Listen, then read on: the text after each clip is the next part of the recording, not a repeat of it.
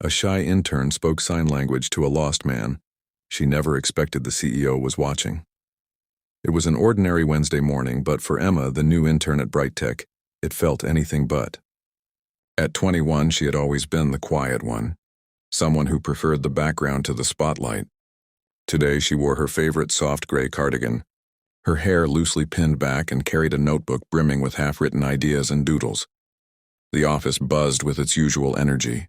Ringing phones, the clatter of keyboards, and colleagues huddled over coffee discussing the latest project deadlines.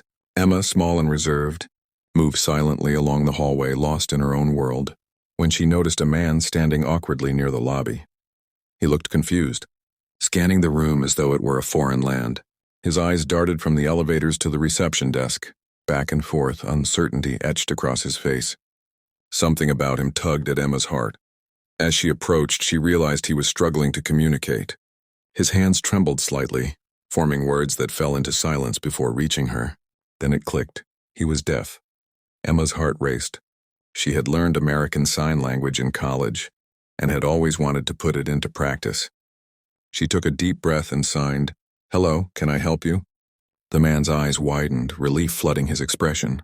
Slowly, he signed back, I'm lost. I can't find the conference room." Emma smiled gently. "I'll show you. Follow me." She led him down the winding corridors, using ASL to explain every step.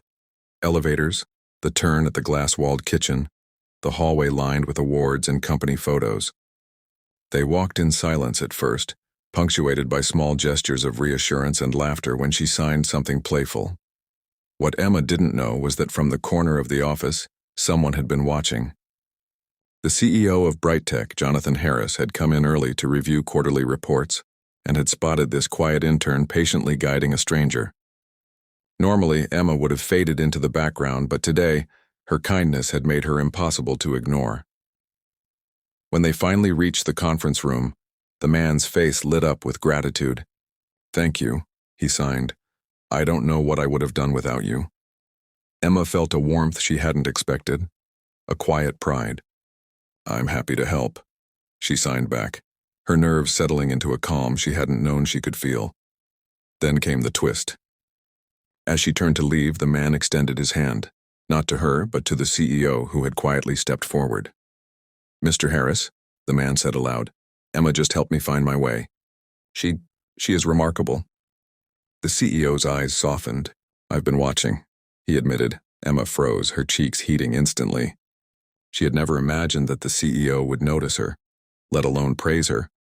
Her hands hovered awkwardly for a moment before she signed timidly, "I just wanted to help." Jonathan smiled warmly. "Kindness like that, it doesn't go unnoticed. And the way you communicated, it shows empathy, patience, and intelligence. Qualities we need more of in this company." Emma blinked, trying to absorb his words. Her heart raced, not with fear this time, but with an unexpected surge of confidence. She had always worried that her quiet nature would make her invisible here. But in that moment, she realized that her actions spoke louder than words ever could. The man she helped glanced at Emma one last time, signing with a grateful smile, "You've made a difference today." Then he turned and walked into the conference room, leaving Emma standing there, a little stunned but glowing inside. Jonathan gestured toward her. "Emma, I'd like to talk to you about a new project. I think your skills and your heart could bring something unique to the team." Emma's mind raced, but all she could manage was a shy nod.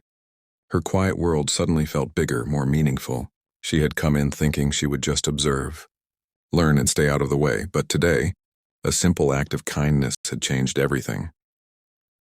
That afternoon, as Emma returned to her desk, she caught sight of the man's notebook left behind in the conference room.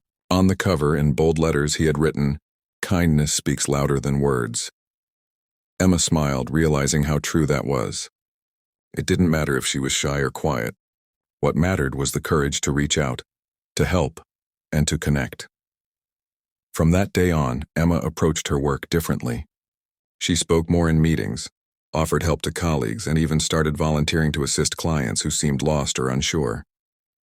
And while she remained gentle and soft-spoken, she carried a new confidence, knowing that small acts of humanity could create ripples far beyond what she imagined.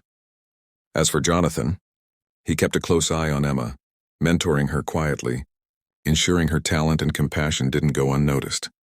He often reflected on that morning, thinking how rare it was to witness true empathy in action, and how it could transform not only a company, but a person's life. And somewhere in the building, Emma's quiet smile reminded everyone who passed her desk that kindness doesn't require words, just courage, heart, and the willingness to make someone's day a little brighter.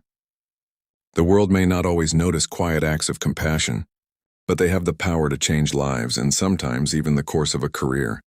If you want, I can also condense this into a tight narrated script that hits 10 to 12 minutes perfectly with natural pauses, emotional beats, and pacing for storytelling audio or video. That way it'll flow like a professional narration. Do you want me to do that?